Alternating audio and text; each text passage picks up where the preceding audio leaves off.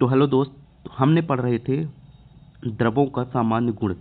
तो उसी में हम पास्कल का नियम देखेंगे।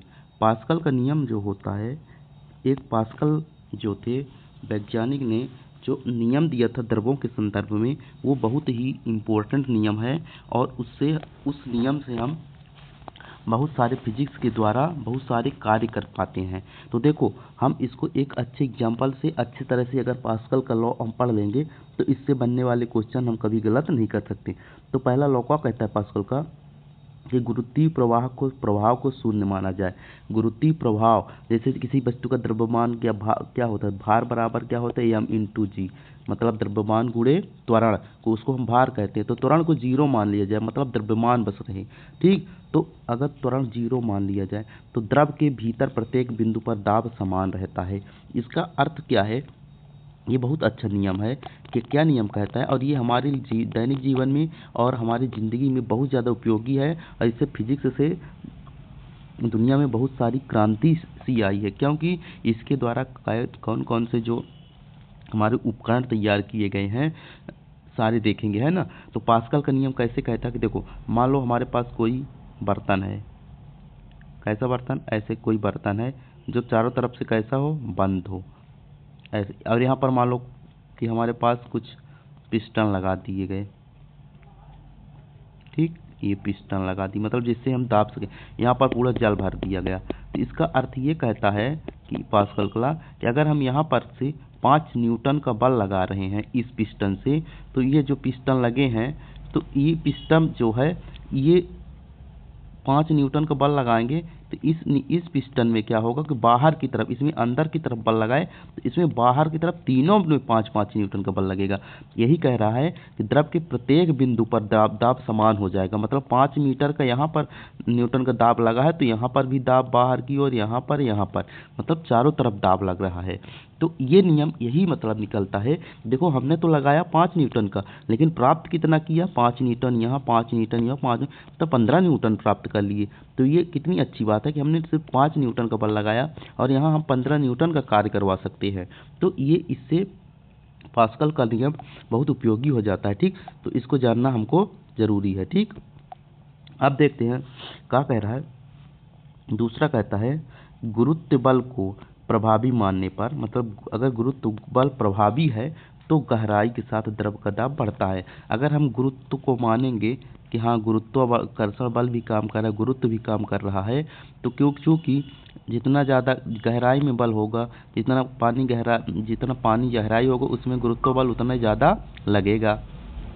ठीक, तो गुरुत्व बल जितना ज़्यादा लगेगा तो इधर से देखो, इधर से ऐसे पानी भरा है तो ऐसे नीचे आने पर ऊपर से गुरुत्वाकर्षण बल खींच रहा है ज़्यादा, तो यहाँ पर सबसे ज़्यादा गहराई जाने पर गुरुत्व क्या होगा, दाब बढ़ता है। मतलब यहाँ दाब ज़्यादा होगा, यहाँ उससे कम, यहाँ उससे कम, वहाँ इससे कम।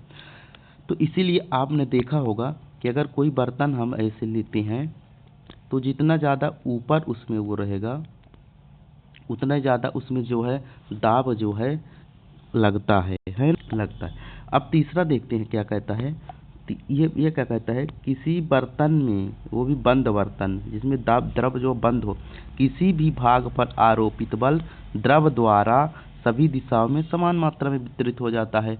यही हमने अभी समझा रहे थे कि इधर भी 5 न्यूटन का, इधर भी 5 न्यूटन का, इधर भी 5 न्यूटन का। इधर हमने 5 न्यूटन का बल लगाया था तो सभी दिशा में समान रूप से बल वितरित हो गया।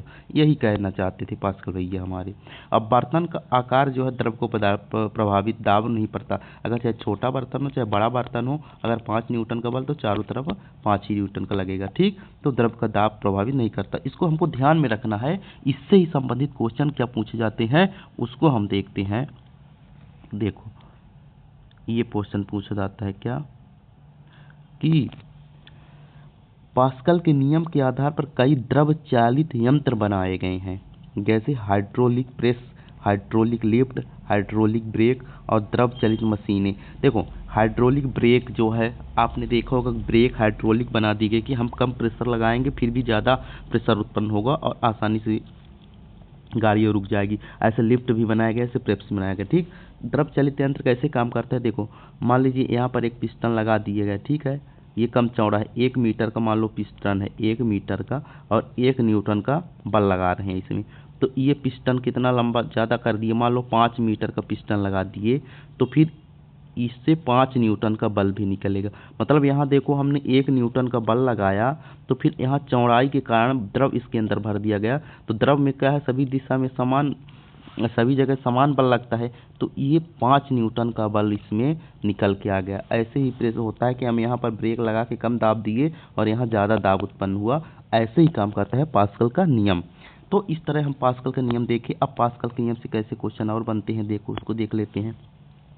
किसी भी बांध जो होता है, जो बांध बनाया जाता है, तो उसका नीचे चौड़ा क्यों बनाया जाता है? तो नीचे चौड़ा इसीलिए बनाया जाता है कि गहराई के साथ द्रव का दाब बढ़ता है। तो जैसे गहरा रहेगा तो दाब नीचे ज़्यादा रहेगा, और नीचे दाब रहेगा, इसलिए चौड़ा बनाया जाता है दाब को सहन करने के लिए। तो ये पास्कल के नियम के आधार पर ही ध्यान बनाया गया कि नीचे चौड़ा बनाते हैं।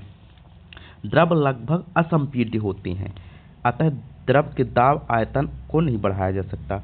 मतलब असंपीड्य होते हैं, मतलब जैसे द्रव को हमने दाबा तो द्रव खिसक नहीं जाएगा। मतलब ऐसा नहीं है कि द्रव को दाब दिया तो उसका आयतन बढ़ जाएगा, वो हो जाएगा, ऐसा कुछ नहीं होता। अब देखो कूंदा या भुथरा चाकू, देखो जो जो जो धारदार चाकू नहीं होते हैं तो उनसे काटना कठिन होता है जो धारदार चाकू ने, क्यों?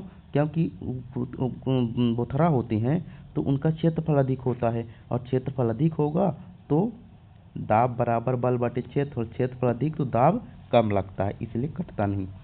अब भारी बोझा ढोने वाले ट्रकों का टायर चौड़ा इसलिए बनाया जाता है ताकि दाब ज़्यादा होता है तो उसको सहन कर सके। वायुयान में बैठे यात्री को फाउंटेन पेन दिखने लगता है, क्यों? वायुयान के ऊपर जब जैसे जाते हैं तो वायुमंडलीय दाब कम हो जाता है, वायुमंडलीय दाब कम होगा और पेन के अंदर जो है फाउंटेन पेन होता है उसके अंदर दाब अधिक होगा, इसलिए दाब वो रिसने लगता है। ठीक, अब क्वेश्चन 3 और देखते दो। बहता हुआ हिमखंड जो है ऊपर से नहीं नीचे से पिघलता है, क्यों? ये भी यही इसी के कारण होता है कि नीचे दाब अधिक होता है तो गलनांक कम हो जाता है, जिसके कारण वो नीचे से पिघलता है। उच्च रक्तचाप वायु में बैठे यात्रा नहीं करना चाहिए, सेम कंडीशन। ऊपर जाने पर वायुमंडलीय दाब कम हो जाएगा, शरीर के अंदर का दाब ज़्यादा हो जाएगा तो खून बहने लगेगा। तो इस तरह देखते हैं कि पास्कल का नियम हमने इस तरह पढ़ लिया, और इसके बाहर आप पास्कल के नियम से क्वेश्चन नहीं बनाएंगे। जितने सारे क्वेश्चन आपने ये सारे देखे, ये सारे क्वेश्चन को आप समझ लेना और